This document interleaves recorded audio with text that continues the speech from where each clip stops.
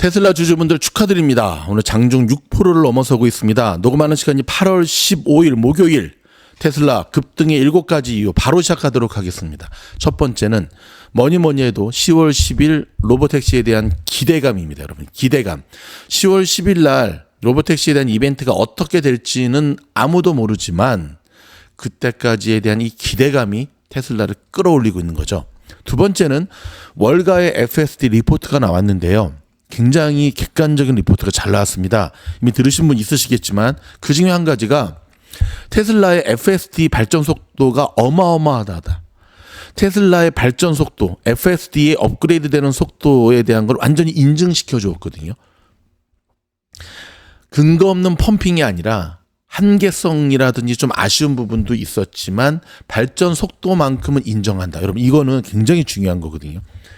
테슬라의 FSD의 그 업그레이드 되는 속도에 탄력이 붙는다라고 하는 것은 곧 테슬라가 꿈꾸는 완벽한 AI 기업으로의 탈바꿈이 완성된다는 것과 의미가 똑같기 때문에 그렇습니다.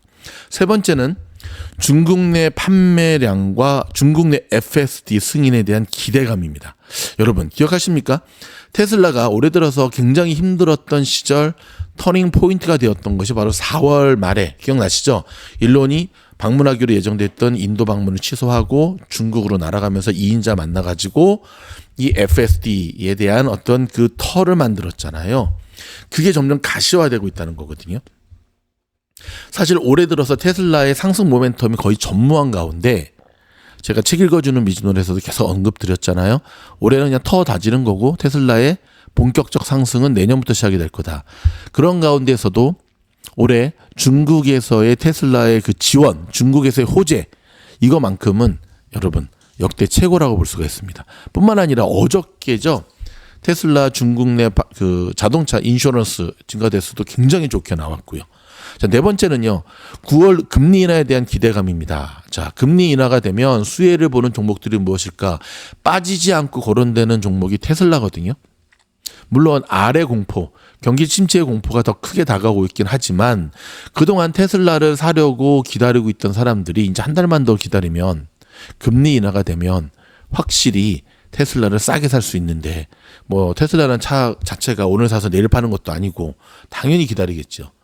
또 여러분 미국에서 특별히 미국에서 테슬라를 사고자 하는 또 사는 이들의 그 생활 레벨을 보면 사회적 레벨을 보면은 이 금리 인하에 대해서 굉장히 민감한 층이라는 것을 알 수가 있습니다. 다섯 번째는 테슬라의 슈퍼차저 및 에너지 관련 부분에 대한 수익이 점점 극대화되고 있다는 겁니다. 여러분 이런 분위기로 가다가는 몇 년 안에 테슬라가 자동차 파는 것보다는 이 슈퍼차저 에너지원에 대한 수익이 더 월등히 몇 배 앞설 거라고 하는 이거로서는 정말 호재죠. 엄청난 호재죠. 여섯 번째는 여러분 바닥을 확인한 뉴 매수세가 유입되고 있다는 건데 바닥을 확인했다는 게 뭐냐면 여러분 이번 주도 느끼시죠? 그저께 PPI부터 시작했잖아요. 그저께 PPI, 어저께 CPI, 오늘 실업상 청구 건수, 내일 또 하나 더 나오죠. 그렇다고 한다면 바닥을 확인하고 들어온다라고 하는 것은 누구죠? 맞습니다. 기관들의 매수의 특징이거든요.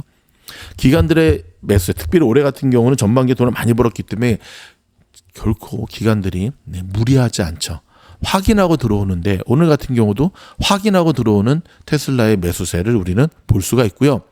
계속해서 제가 수업 때 멤버십 영상에서 알려드리고 있지만 이 테슬라의 매수세가 이게 어떤 매수세인가, 투기성 자본인가 아니면 안정적인 기관의 매수세인가를 제가 계속해서 여러분한테 알려드리고 있지 않습니까? 도움받기를 원하시면 membership. 자, 그 다음에 시장의 컨센서스가 달라지고 있다는 겁니다. 여러분, 컨센서스가 달라지고 있다는 건 뭐냐면 테슬라를 바라보는 마켓의 시각이 달라지고 있다는 거예요. 그럼 이게 왜 이렇게 중요하냐면요. 그런 경험 많이 하셨죠. 어닝이 잘 나와도 무너지는 종목이 있고 어닝이 못 나왔는데 막 가는 종목이 있고 그렇죠. EPS 레베뉴 폭망했는데도 가이던스가 좋게 나와서 막 가는 종목이 있고 심지어 가이던스가 좋게 나왔는데도 못 가는 종목들이 있잖아요. 그게 바로 컨센서스거든요. 자, 이 테슬라를 바라보는 시장의 시각이 계속해서 바뀌고 있는데 장기적으로는 자동차에서 AI 기업으로 바뀌고 있고 단기적으로는 야 이렇게 악재가 나왔는데도 바닥을 확인해 주네. 그리고 어찌됐든 수급이 깡패라고 수급이 들어오네. 그러면 테슬라에 대한 시각 자체가 바뀌게 되는 거거든요. 여러분 어떻습니까? 테슬라가 올라도 돈을 벌고 내려도 돈을 벌고 하는 미즈노의 기법과 함께 제가 분명히 여러분들에게 수차례 말씀을 드렸죠. 테슬라, 엔비디아, 팔란티어 손절하는 거 아니라고. 버티시라고. 이런 종목은 손절하는 게 아니라고. 호흡을 좀만 길게 가져가자고.